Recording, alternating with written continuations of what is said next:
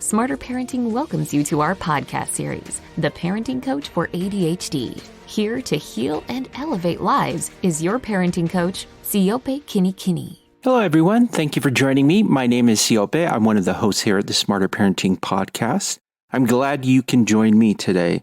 Today, we're going to talk about a phenomenon that is new, something that our parents perhaps didn't really grow up with, or our grandparents didn't raise their children with, and that is electronics. Children and electronics. This is such a new phenomenon that there are studies being done right now about it, but we don't have a lot of the data available. And so the phenomenon of having electronics in our families and the way that it influences our children is something that parents have to navigate nowadays that parents in the past simply didn't have. So during today's podcast, I'm going to share with you a conversation I had with a parent about electronics in my hopes to help you understand better why it's such a dramatic topic for children when you try and remove an electronic item from them. So we'll talk about that. We'll talk about also limitations that you can set for electronic use with your children or grandchildren or any children that you may be living with, because it's important to set limits on what electronic use is and how we have electronic hygiene is what they're calling it, which is how do we use it? How do we apply it in our daily lives? And what's a safe amount for the children that we are currently monitoring or for our own children? And then the last thing we are going to discuss is using the skill of sodas to help you determine exactly how you can go about setting up some of these nuances in your home with your children. Now, if you're unfamiliar with the skill of decision making, you can find that on the Smarter Parenting website. It is available for you to look at the video for free. And it's not a very long video, but what it does is it walks through a very systematic approach to making decisions.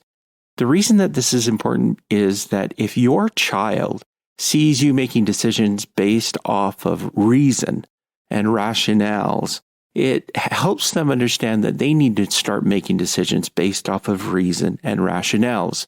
So you're not making decisions out of emotionality, which tends to be how children react regarding the electronics that they have.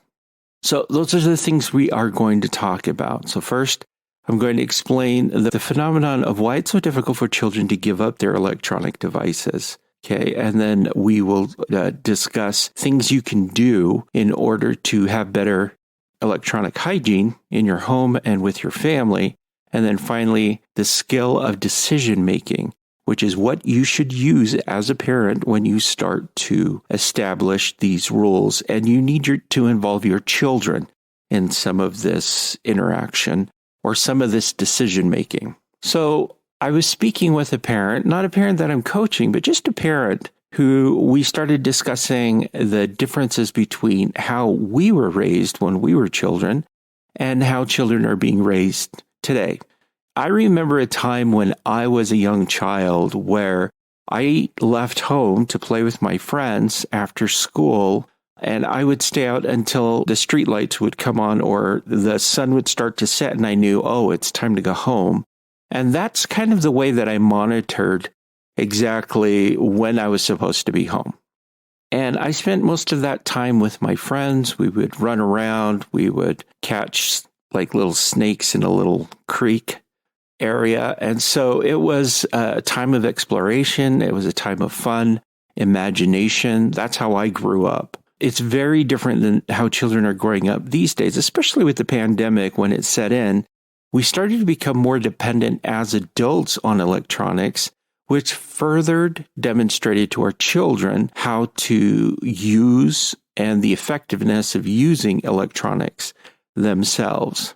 And this parent was communicating with me why it was so difficult when she would take the electronic device away from her child, why the child would freak out, why the child would be so upset and angry and upset. And this wasn't just one child. This was all her children, regardless of the age. When she told them to give up their electronic devices, she had the same reaction, which was one of yelling, screaming, crying, being upset, even if it was asking them gently and kindly. And as we discussed this, I helped her understand that during the last couple of years, during the pandemic, how electronics has shaped the way that we interact with the world. And how children who grow up now grow up with this idea that electronics is a source of comfort and a source of help for them because they feel safe and they feel like they can learn things and they can connect with people online. I was talking to my daughter about it earlier, and she had mentioned that for them, she felt like electronics were like a pacifier in a way, not only for young children, but for older children. And the more I thought about that, the more I agreed. We as parents sometimes put a device in a child's hand when they're upset or when they're crying with the hopes of calming them down. And I want you to think of what message that sends to children. It sends the message that, hey, you're struggling with something. Use this to cope and deal with this. Rather than finding alternative ways to work through it, we're trying to find a very quick solution to avoid the problem. So electronics have taken the form of a pacifier in many ways for children, and they need it in order to feel safe or to feel like connected or to feel connected. They need it to feel comforted. I want you to also think about when we turn to our own devices. You know, if we're in a room and we're uncomfortable, let's say I were to go to lunch by myself sitting at a table. You know, if I became uncomfortable sitting by myself and I was surrounded by people who were having lunch with friends and laughing, I would most likely pick up my phone and scroll through, look for something. And so in a way, we as parents are also using it as a pacifier. And I want you to evaluate your own electronic use and how that affects your own personal electric hygiene, your own electronics hygiene.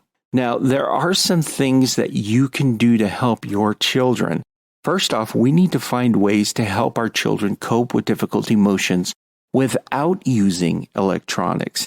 And that's done largely by demonstration on our part as parents. It's important for us to be able to do that as parents. So, how do we scale back our electronic use, which is the second point I wanted to work through? Here are some suggested ideas that you can do in order to help you with electronics and your children. Establish household rules about electronics. So rather than set limits just on your child's electronic use, establish rules that are for everyone, including you as a parent. Saying no smartphones on the nightstand or no texting while we are in the car. Don't ever text while you're driving, and don't do that. And don't show that to your children that it's okay. I can take time in between my driving to text. That's one thing that I am very adamant about. I do not check my phones. I will not. I have the option to communicate through the radio and receive a phone call. I'll do that, but no texting, no looking at my phone. I do have a car that has a screen that says incoming call. I can press it and it's, the sound is in the car. So I will use that to answer phone calls. But even then, I usually don't answer the phone call until I am parked because I would like to have a better conversation. And that's just a rule that I set for myself and something that my daughter has seen me demonstrate and seen me talk about consistently. No texting and driving. No checking your phone while you drive. Just turn it off. You can answer these things when you arrive to your destination. Okay, when the car is no longer moving. So establish some household rules that are applicable to everyone in the house. Now, the second thing is don't multitask. So you may be tempted to watch a movie and then be on your phone. And what message does that send? That sends, hey, I'm using one pacifier and two pacifiers in order to just entertain myself. Focus on one, okay? And have your attention focused in on one, put the other one away. And what this does is it sets a precedence of this is what I'm doing right now and I'm going to focus on it.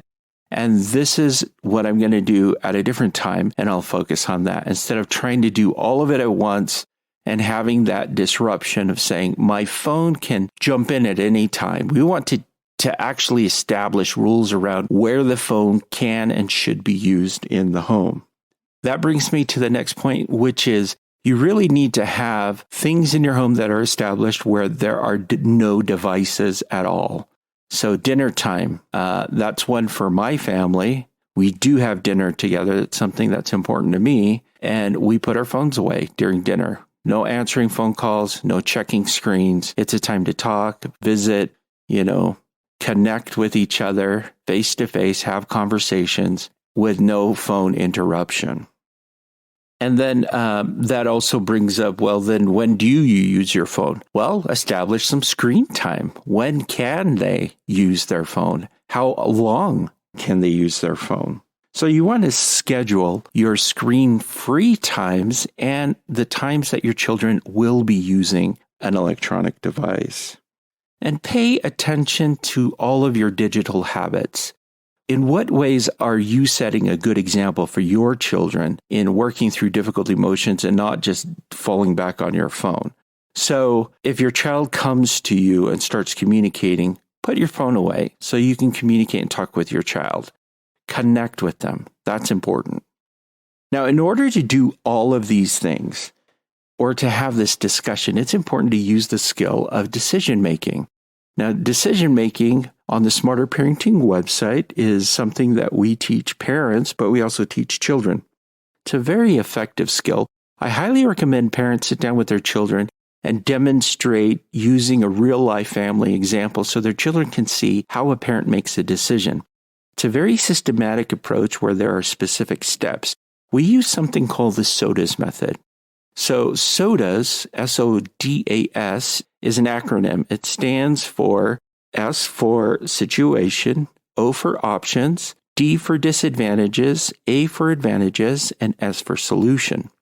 When you are talking about establishing these rules inside of your home, a parent should sit down with their child and write down what the situation is that they're trying to address. Okay, we want to establish a zone-free home where no one is going to use electronics. So what are those times and those opportunities that we can say, no phones here, no electronics here? So after you define what the situation is, you'll go to the O of SODAS in decision making, which is options. So you want to list down 3 options that you want to consider. And of these 3 options, you will go down to disadvantages, which is the next D, and list as many disadvantages to each of those options as you can. Once you're finished there, you'll move down to A, which is advantages.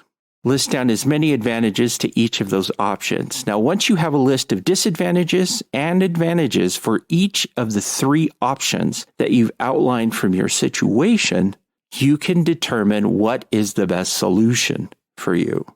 And this is something that when parents sit down and work through and have their children observe them doing this, it helps the child know, hey, my parents aren't reacting emotionally.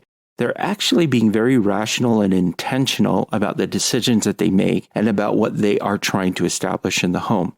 It also teaches them how to use the skill themselves. So you can demonstrate this and your child will be able to understand it, pick it up. And when you need them to figure out something or when they have a decision that they need to make, they can use this method, bring it to you later, and you can discuss the solution that they came up with. It's a very highly effective way of making decisions. For families, it is essential for parents to demonstrate how to make these decisions as a family. And again, I've listed things that you can do to help alleviate some of the electronic burden that your children are carrying. Remember, this is a new thing. And so parents who are navigating electronic usage with their children, this is a brand new territory. Our parents didn't have to deal with it. Our grandparents and our great-grandparents didn't have to deal with it. It's something new for us. And so we have to take the initiative to set some boundaries around those things in order to help our children become successful. We are aware that electronics can be a very positive thing in many ways. However, as with everything, too much of something, even if it's good, can be bad. So we want to be very measured and intentional about our usage. So my challenge to you is to use the SOTAs method in determining what are the rules in your home around electronic usage. Where is the zone-free area? What are the times when electronics are not to be used in the home? You can do a SOTAs on that. Sit down with your child, walk through it. I highly suggest you watch the video. The video will walk you through this whole process of how to make decisions using the SOTAs method, and you can begin using it with your children. And it's really great. Let me tell you, once you can teach your child how to do that, whenever there's an issue or whenever they break a rule, you can just say, hey, do a SOTAs, bring it to me, and let's talk about it. They'll bring the SOTAs, and it actually helps me understand better where they're coming from, what they're thinking, and then we can negotiate it in a rational way. Okay, so it really is dependent upon the parent. Now, for the parent who came to me and was saying, why is my child reacting the way they're reacting? Teenager, doesn't matter the age. When I ask for the electronic device and they're freaking out, why is that happening?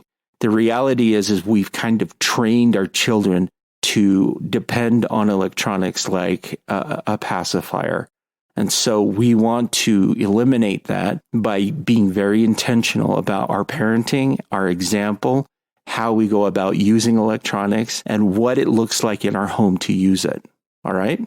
So there's a lot to think about, but that's my challenge to you. Watch the video, Decision Making, on the Smarter Parenting website. You can print out a worksheet that will walk you through the steps as well. And then sit down with your child and go through a decision that you'll make on electronic usage in your home, whatever you feel is most appropriate for your child, depending on their age. Right? That's it for me. I am excited to hear what successes you'll be able to come up with your children as you begin to use this method to help establish a more healthy environment for you and your family. Alrighty. I hope you have a great week. Thanks for joining me. All right. Bye-bye.